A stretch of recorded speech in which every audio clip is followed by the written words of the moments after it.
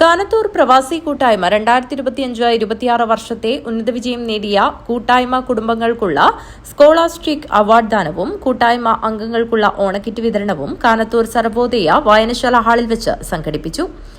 ചടങ്ങിൽ കാനത്തൂർ പ്രവാസി കൂട്ടായ്മയുടെ ജീവകാരുണ്യ പ്രവർത്തനങ്ങളുടെ ഭാഗമായി നിരാലംബരായ 2 കുടുംബാംഗങ്ങൾക്കുള്ള സഹായധനം കൈമാറി. കൂട്ടായ്മയുടെ 10ാം വാർഷികാഘോഷത്തിന്റെ ഭാഗമായി തയ്യാറാക്കുന്ന മാഗസിന് പേര് ക്ഷണിച്ചുകൊണ്ടുള്ള ബ്രോഷർ പ്രകാശനവും നടന്നു. മുളിയാർ ഗ്രാമപഞ്ചായത്ത് president K B Muhammad Kunhi പരിപാടികൾ ഉദ്ഘാടനം ചെയ്തു. നമുക്കൊന്നും ചെയ്യാൻ കഴിയില്ല, നമുക്കൊന്നും സഹായിക്കാനോ സഹകരിക്കാനോ കഴിയില്ല. എന്നാൽ അത് പുറം ലോകത്തേക്ക് പോകുമ്പോൾ അത് ആണായാലും പെണ്ണായാലും യുവാവായാലും പ്രായമുള്ളവരായാലും അവർക്ക് പ്രത്യേകമായ ഒരു ബോധോദയം അല്ലെങ്കിൽ ബുദ്ധി അതിനുള്ള കഴിവും ഉണ്ടാകുന്നുണ്ട്.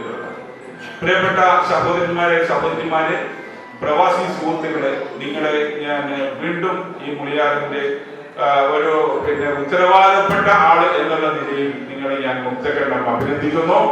നിങ്ങളുടെ ഈ നല്ല പ്രവർത്തനങ്ങളെ ശ്ലാഘിക്കുന്നു. നിങ്ങൾ തുടർന്നുള്ള നാളുകളിൽ നിങ്ങളുടെ കൂട്ടായ്മ വെടിയരുത്. നിങ്ങൾ ഏത് നിലക്കും ഈ കൂട്ടായ്മയെ വികസിപ്പിച്ചു കൊണ്ടുപോകണം. ഇതിലേക്ക് ഇനിയും ആളുകളെ ചേർത്ത് വികസിപ്പിച്ചെടുക്കണം. കൂട്ടായ്മയിൽ നല്ല ശ്രദ്ധയുണ്ടാവണം. ഒരു സിഗ്നേച്ചർ നിങ്ങൾക്ക് ഉണ്ടാക്കാൻ വേണ്ടി കഴിയണം.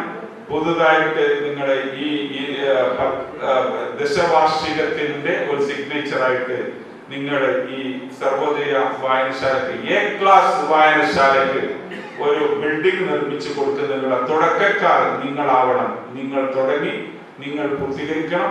നിങ്ങളോട് സഹകരിക്കാൻ ഞങ്ങൾ എല്ലാവരും കൂടെ ഉണ്ടാവും.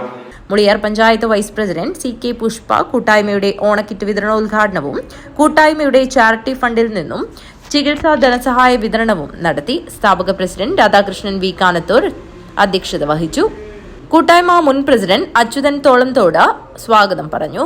മുളിയാർ സർവീസ് സഹകരണ bank secretary E. Manikandan, Sarvodaya വായനശാല president Gangadharan T, M. Ananthan Nambiar, Balachandran KP, Ramaprasad, Akhila Dileep എന്നിവർ സംസാരിച്ചു. നാരായണൻ ശിവഗിരി നന്ദി അർപ്പിച്ച് സംസാരിച്ചു. News bureau, Kanhangad.